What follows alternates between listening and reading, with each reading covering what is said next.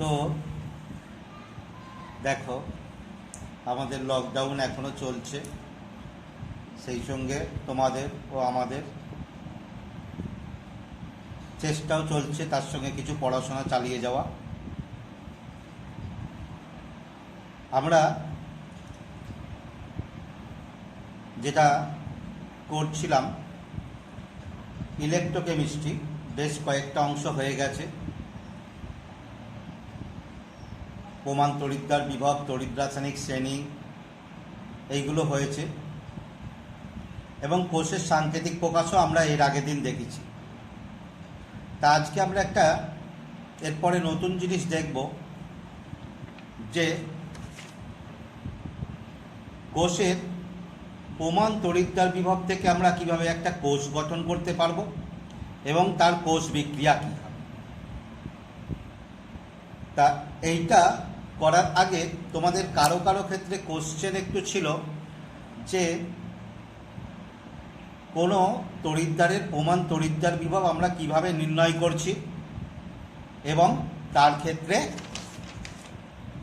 চিহ্নটা কিরূপ হচ্ছে, তো সেটা আমরা আগে একটু জেনে নেব। তো দেখো, প্রমাণ তড়িৎদ্বার বিভব নির্ণয়ের ক্ষেত্রে আমরা যেভাবে নির্ণয় করেছিলাম, খেয়াল করো, তোমাদের এই ছবিটা তোমরা আগে দেখেছো। এটা হচ্ছে প্রমাণ হাইড্রোজেন তড়িৎদ্বার। যদি প্রমাণ হাইড্রোজেন তড়িৎদ্বার হয়, এর তড়িৎদ্বার বিভবের মান 0, তাও তোমরা জেনে গেছো। এবার দেখো, আমরা এর সাহায্যে যে কোনো তড়িৎদ্বারের হয় প্রমাণ অবস্থায় অথবা প্রমাণ না হওয়া অবস্থায় নির্দিষ্ট গাঢ়ত্বে তার তড়িৎদ্বার বিভব কিভাবে নির্ণয় করব। বলছে দেখো, যে তড়িৎদ্বারের আমরা প্রমাণ তড়িৎদ্বার বিভব নির্ণয় করতে চাইছি, সেই তড়িৎদ্বারকে কি করব, একটা প্রমাণ হাইড্রোজেন তড়িৎদ্বারের সঙ্গে যুক্ত করে একটা কোষ গঠন করব। এবং এখানে গ্যালভানিক কোষে তোমরা দেখেছো, এখানে কোষ গঠনে এখানে অতিরিক্তভাবে একটা কি করা হয়, পোটেনশিওমিটার যুক্ত করা হয়। যে পোটেনশিওমিটারটা কি করবে, কোনো কোষের তড়িৎচালক বল নির্ণয় করবে। আবার বলছি, দেখো, আমরা যে কোষটা ধরে নাও, এই কোষটার আমরা তড়িৎচালক বল নির্ণয় করছি। ধরে নিলাম আমি এখানে প্রমাণ তড়িৎচালক বলই নির্ণয় করতে চাইছি। অন্য গাঢ়ত্বে নিলে সেই গাঢ়ত্বে তড়িৎচালক বল নির্ণয় হবে। তাহলে আমরা যদি প্রমাণ তড়িৎচালক বল নির্ণয় করতে চাই, তাহলে তার একটা প্রমাণ কোষকে কি হবে, একটা প্রমাণ হাইড্রোজেন তড়িৎদ্বারের সঙ্গে যুক্ত করতে হবে সল্ট ব্রিজ এবং বহির্বর্তনী ও পোটেনশিওমিটার দ্বারা। ধরে নাও এখানে আমি প্রমাণ কপারের তড়িৎদ্বার বিভব নির্ণয় করতে চাইছি। তাহলে কি করবে, একটা কপার দণ্ডকে 1 মোলার কপার সালফেটে নিমজ্জিত করে একটা অর্ধকোষ গঠন করে তার সঙ্গে প্রমাণ হাইড্রোজেন তড়িৎদ্বারের সঙ্গে যুক্ত করে একটা কোষ সম্পূর্ণ করলাম।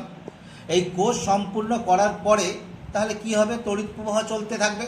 তড়িৎ প্রবাহ চললে এবং যে কারণে তড়িৎ প্রবাহ চলছে, অর্থাৎ ক্যাথোড অ্যানোডের মধ্যে বিভব পার্থক্য, সেই বিভব পার্থক্য আমরা তোমার কি হচ্ছে, তোমার পোটেনশিওমিটার থেকে পাবো। অর্থাৎ কোষটার তড়িৎচালক বল আমরা পোটেনশিওমিটার থেকে নির্ণয় করতে পারবো।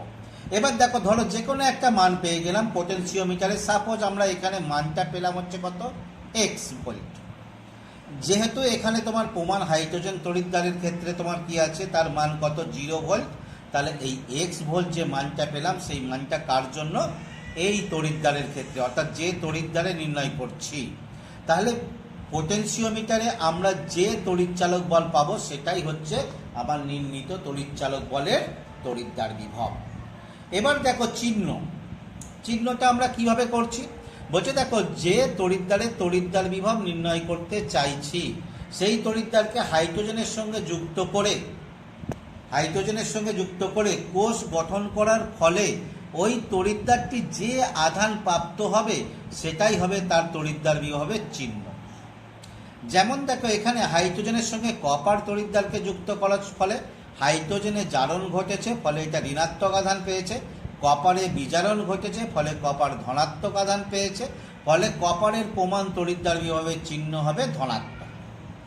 এই কপারের জায়গায় দেখো, যদি আমরা জিঙ্ক তড়িৎদ্বার যুক্ত করতাম তাহলে কি হতো, তাহলে হাইড্রোজেনে তখন বিজারণ ঘটতো এবং জিঙ্কে জারণ ঘটতো, এবং হাইড্রোজেনটা তখন ধনাত্মক আদান প্রাপ্ত, জিঙ্ক তড়িৎদ্বারটা তখন কি হচ্ছে ঋণাত্মক আদান প্রাপ্ত।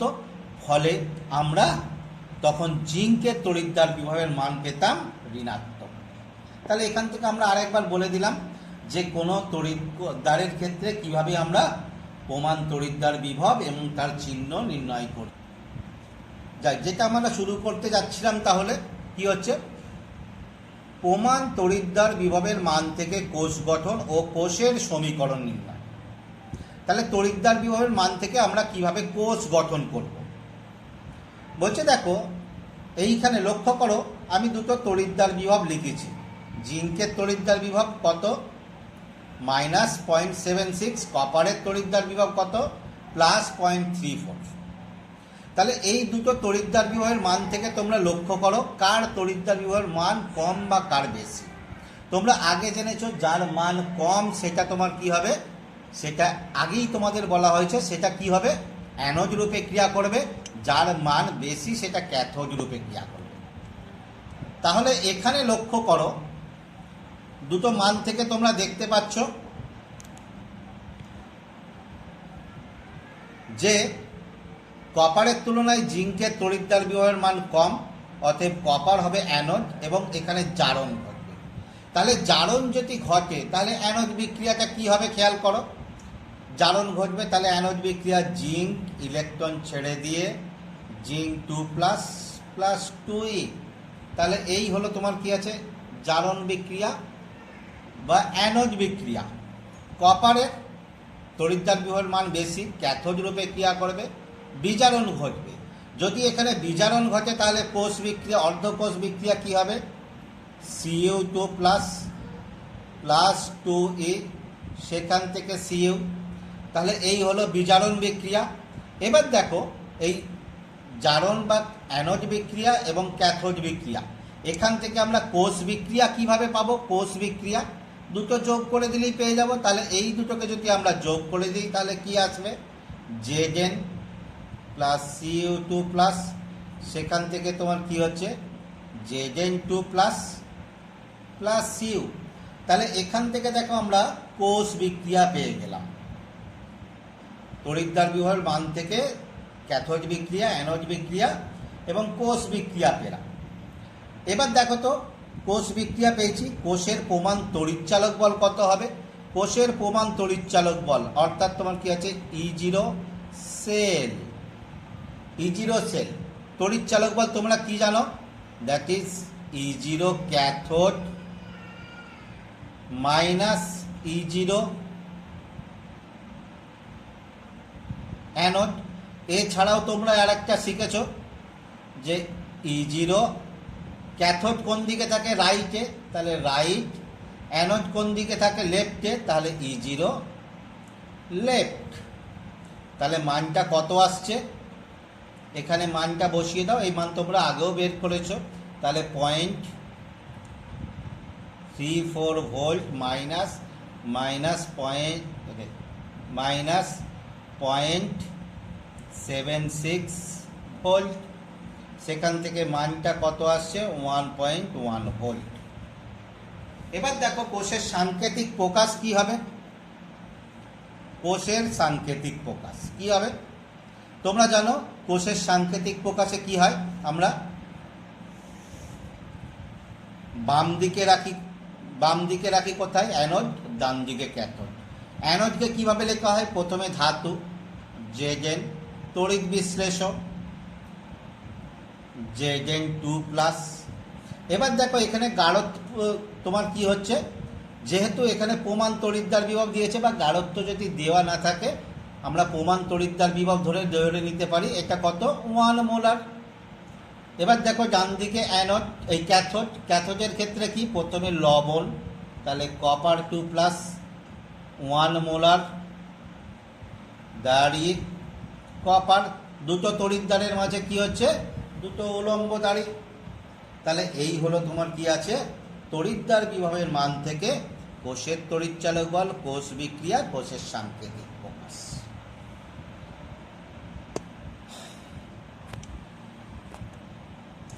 এরপরে দেখো আমরা পরে যেটা দেখতে পাচ্ছ, তোমরা লেখাতে দেখেই বুঝতে পারছো, জারণ বিজারণ বিক্রিয়া থেকে কোষ গঠন।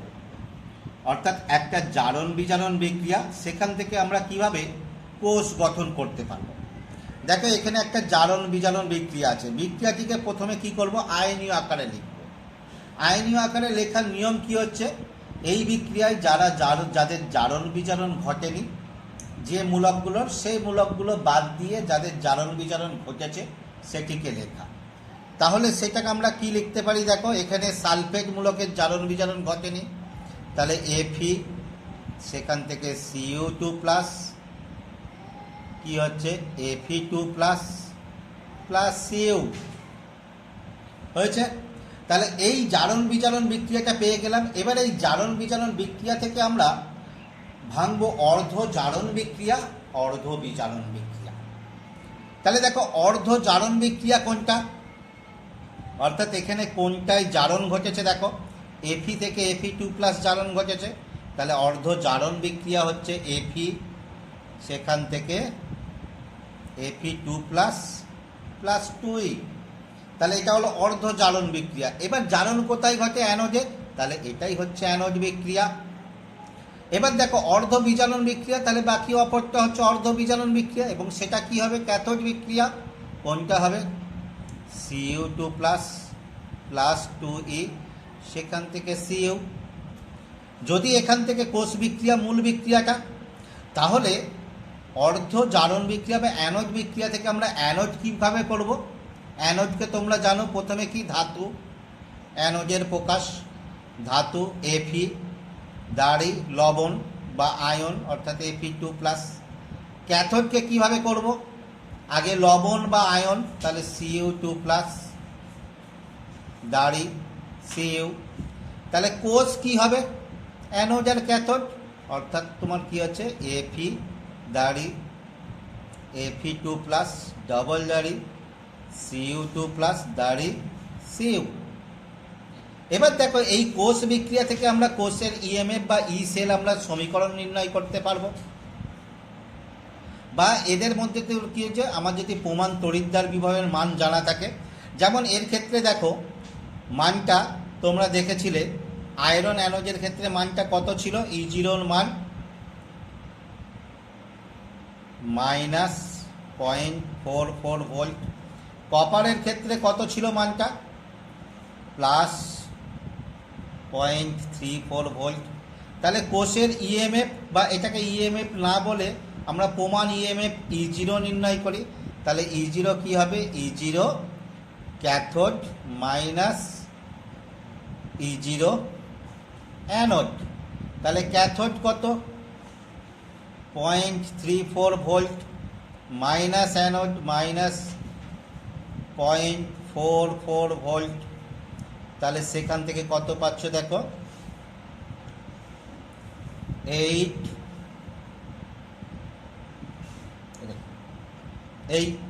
এবং পজিটিভ। তাহলে দেখো যে কোষটা আমরা গঠন করেছি তার E0 মান থেকে আমরা যে কোষের প্রমাণ তড়িৎচালক বল নির্ণয় করেছি তার মানটা কি এসছে, ভালো করে খেয়াল করো, মানটা এসছে ধনাত্মক। তাহলে ধনাত্মক মান যখন এসছে, তাহলে আমরা কি বলতে পারি যে আমাদের কোষ গঠনটা সঠিক হয়েছে। যদি মানটা ধনাত্মক না হতো, তাহলে আমরা কি বুঝতাম, যে আমাদের কোষ গঠন সঠিক হয়নি, তাহলে আমাদের ক্যাথোড অ্যানোডের পরিবর্তন করা দরকার। কিন্তু এখানে যেহেতু ধনাত্মক এসছে, তাহলে আমাদের কোষ গঠন সঠিক হয়েছে এবং পরিবর্তনের কোনো প্রয়োজন নাই। আচ্ছা, দেখো এরপরে আমরা যেটা করতে চাইছি, দেখো কোষের তড়িৎচালক বল সংক্রান্ত নাস্টের সমীকরণ। এই নাস্টের সমীকরণ আমরা করেছি কার ক্ষেত্রে, যে কোনো একটা তড়িৎদ্বারের ক্ষেত্রে করেছি। এবার সেটাই আমরা কার ক্ষেত্রে করব, কোষের ক্ষেত্রে, কোষের তড়িৎচালক বল সংক্রান্ত নাস্টের সমীকরণ। এর আগে দেখো তড়িৎদ্বার বিভব নির্ণয়ের ক্ষেত্রে তোমরা পেয়েছো তড়িৎচালক বল, সেটা কোষের হতে পারে বা তোমার তড়িৎদ্বারের হতে পারে। তড়িৎদ্বারের তড়িৎচালক বল থেকেই আমরা কোষের পাবো। সেটা কার ওপর নির্ভর করে, নির্ভর করে উপাদানের গাঢ়ত্বের উপর। এছাড়াও দুটো পেয়েছি আমরা, যে তোমার কি আছে উপাদানের প্রকৃতি এবং উষ্ণতা, সে দুটো নিয়ে আসছি না, নাস্টের সমীকরণে শুধু উপাদানের গাঢ়ত্ব। তাহলে উপাদানের গাঢ়ত্বের উপরে নির্ভর করে কোষের তড়িৎচালক বল কীরূপ হয় সেটা আমরা নাস্টের সমীকরণ থেকে জানব। ধরে নাও একটা কোষ বিক্রিয়া, এটা এ মোল এ বি মোল বি বিক্রিয়া করে সি মোল সি এবং ডি মোল ডি উৎপন্ন হয়েছে, এবং এই বিক্রিয়ার ক্ষেত্রে এন মোল ইলেকট্রনের প্রবাহ হয়েছে। এন মোল ইলেকট্রনের প্রবাহ, বা এ বিক্রিয়ায় এন প্রবাহ না বলে এন মোল ইলেকট্রন অংশগ্রহণ বলতে পারি, অংশগ্রহণ, এন মোল ইলেকট্রন অংশগ্রহণ করেছে। তাহলে যদি এন মোল ইলেকট্রন, এই কিভাবে এন মোল ইলেকট্রন অংশগ্রহণ করছে আমরা আসব। এন মোল ইলেকট্রন অংশগ্রহণ করে, তাহলে আগের নাস্টের সমীকরণের মতো আমরা একইভাবে লিখতে পারি যে কোষের তড়িৎচালক বল ই সেল সমান ই জিরো সেল। এখন দেখো আমরা সেল লিখছি, আগে কি লিখেছিলাম অক্স বা রিডাকশন, অর্থাৎ ক্যাথোড বা অ্যানোডের ক্ষেত্রে ই জিরো সেল, তাহলে minus R T by N F L N, আগে যেমন লেখা হয়েছিল প্রোডাক্টের কনসেন্ট্রেশন, অর্থাৎ concentration of C to the power C, concentration of D to the power D by concentration of A to the power A and B to the power B. ঠিক আছে, এখান থেকে দেখো আমরা কি লিখতে পারি, ই সেল সমান ই জিরো সেল মাইনাস এর মানটা, আচ্ছা আগে আমরা এটাকে লগে নিয়ে চলে যাই, 2.303 R T by N F log C to the power C D to the power D by A to the power A and B to the power B. এবার দেখো এই যে মানটা এন বাদে বাকি অংশের মান দেখো 25 ডিগ্রি সেন্টিগ্রেড উষ্ণতে আমরা আগে নির্ণয় করেছি, কত ছিল 0.059, তাহলে সেটা আমরা লিখে দিই, ই সেল সমান ই জিরো সেল মাইনাস কত ছিল 0.059 বাই এন, এনটা রয়ে গেছে এন বাদে বাকি মান, into log C to the power C D to the power D by A to the power A and B to the power B হয়েছে। তাহলে এটাই হলো তোমার কি হচ্ছে আমাদের যে কোনো কোষের ক্ষেত্রে কোষের তড়িৎচালক বল সংক্রান্ত নাস্টের সমীকরণ। তাহলে এখন আমরা দেখব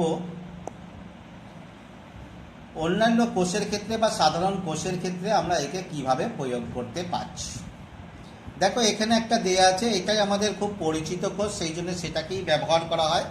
তাহলে এই কোষের ক্ষেত্রে অ্যানোড এটা, ক্যাথোড এটা, তাহলে অ্যানোড বিক্রিয়া কী হবে জেড, সেখান থেকে Z two plus plus two e, cathode বিক্রিয়া কী হবে কপার, অর্থাৎ সিইউ টু প্লাস, দুটো ইলেকট্রন নিয়ে বিজারণ, তাহলে সিইউ।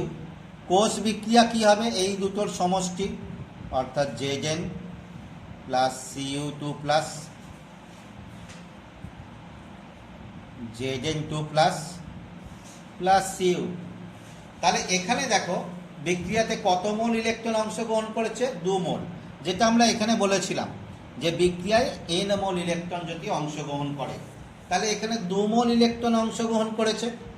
তাহলে 2 মোল ইলেকট্রন অংশগ্রহণ করার জন্য এখানে ই সেল কি হবে, E cell E zero cell minus 0.059 by কত মোল ইলেকট্রন 2 ইন্টু লগ প্রোডাক্টের concentration Z two plus C U by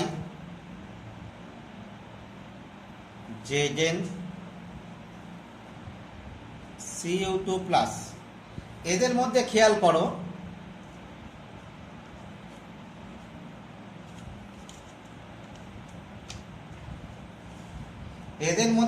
করো এই কপার এবং জিঙ্কের ক্ষেত্রে বিশুদ্ধ অবস্থায় এদের সক্রিয়তা, বিশুদ্ধ ধাতু হওয়ায় সক্রিয়তা 1, তাই এই দুটো 1 হয়ে গেলে কি হবে ই সেল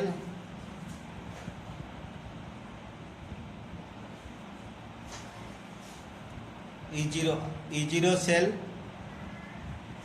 মাইনাস, আচ্ছা ই জিরো সেলটা তোমরা দেখেই বুঝতে পারছো ই জিরো সেলটা কি, কোষের প্রমাণ তড়িৎচালক বল, যেটা আমরা তোমার কি হচ্ছে তড়িৎদ্বারের ক্ষেত্রে প্রমাণ তড়িৎচালক বল বলেছিলাম।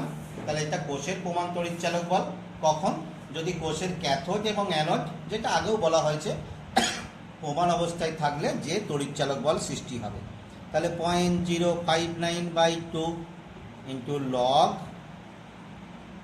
Concentration of Zn by concentration of Cu2 plus, যেহেতু এদের সক্রিয়তা এক, এটা বাদ হয়ে গেল। এর পরের কোষটার ক্ষেত্রে দেখো কপার আর সিলভার, দেখেই বোঝা যাচ্ছে কপার বাঁদিকে। তাহলে এখানে দেখো আগেরটার ক্ষেত্রে কপার কি ছিল, ক্যাথোড রূপে ক্রিয়া করেছিল, এখানে যখন জিঙ্কের সঙ্গে ছিল, এখানে কপার যখন সিলভারের সঙ্গে আছে, তাহলে এখানে কপার কি রূপে ক্রিয়া করছে, অ্যানোড রূপে ক্রিয়া করছে। তাহলে অ্যানোড যখন এর জারণ বিক্রিয়া হবে, অর্থাৎ Cu, সেখান থেকে Cu2 প্লাস প্লাস 2e, সিলভারের ক্যাথোড, তাহলে বিজারণ বিক্রিয়া, অর্থাৎ Ag প্লাস প্লাস ইলেকট্রন, এক একক ধনাত্মক একটা ইলেকট্রন Ag। এবার খেয়াল করো কপারের ইলেকট্রন বর্জন হয়েছে দুটি, সিলভার গ্রহণ করেছে একটি। এখানে ইলেকট্রন গ্রহণ বর্জন আমাদের সমান করতে হবে। তাহলে ইলেকট্রন গ্রহণ বর্জন যদি আমরা সমান করতে চাই, তাহলে আমাদেরকে কি করতে হবে, এই বিক্রিয়াটাকে 2 দিয়ে গুণ করে দিলেই, এখানে দুটো ইলেকট্রন বর্জন, এখানে দুটো ইলেকট্রন গ্রহণ, তাহলে কোষ বিক্রিয়া কি, এদের সমষ্টি। তাহলে কোষ বিক্রিয়া কি হয়ে গেল, Cu প্লাস, যেহেতু 2 দিয়ে গুণ করেছি, তাহলে 2Ag প্লাস, সেখান থেকে Cu2 প্লাস প্লাস 2Ag। তাহলে ই সেল কি হবে, E zero cell minus 0.059 by কত মোল ইলেকট্রন, 2 মোল ইলেকট্রন অংশগ্রহণ করেছে, তাহলে বাই 2 ইন্টু লগ। এবার দেখো এইখানে আমি এইগুলোকে একবারই বাদ দিয়ে দিচ্ছি, এই কপার আর এই সিলভার বিশুদ্ধ ধাতু, তাহলে সক্রিয়তা 1, তাহলে কি পড়ে রইল, Cu2 plus by Ag plus তার স্কোয়ার। তাহলে এই হলো এই সেলের ক্ষেত্রে প্রমাণ তড়িৎচালক বল। পরেরটার ক্ষেত্রে লক্ষ্য করো ক্যাডমিয়াম এবং হাইড্রোজেন, তাহলে cadmium 2 plus H plus H2 platinum. তাহলে এখানে ক্যাডমিয়াম কি হচ্ছে, অ্যানোডে জারণ, ক্যাডমিয়াম অ্যানোডে জারণ, তাহলে কি হবে, ক্যাডমিয়াম থেকে ক্যাডমিয়াম দুটো ইলেকট্রন ছেড়ে ক্যাডমিয়াম 2 প্লাস, ক্যাথোডে হাইড্রোজেন, তাহলে বিজারণ H প্লাস, একটা ইলেকট্রন গ্রহণ করে তোমার কি আছে, H2 হাফ।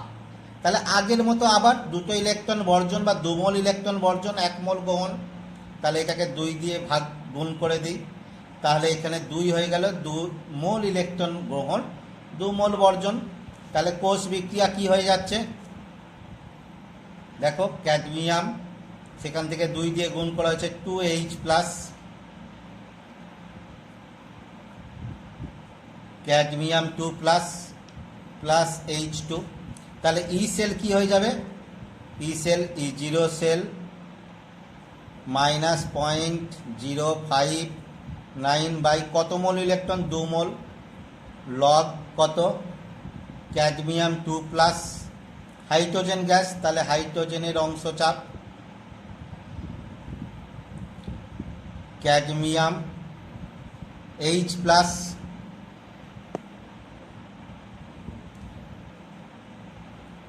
তাহলে H প্লাস তার স্কোয়ার। এখানে খেয়াল করো ক্যাডমিয়াম ছাড়া বাকি সবার সক্রিয়তা থাকবে, কারণ হাইড্রোজেন গ্যাস, তাহলে ক্যাডমিয়ামের সক্রিয়তা 1, তাহলে কি হয়ে যাচ্ছে, E cell E zero cell minus 0.059/2 into log cadmium 2 plus থাকবে, হাইড্রোজেনের অংশ চাপ, এটা ফার্স্ট ব্র্যাকেট, এবং H প্লাস তার স্কোয়ার।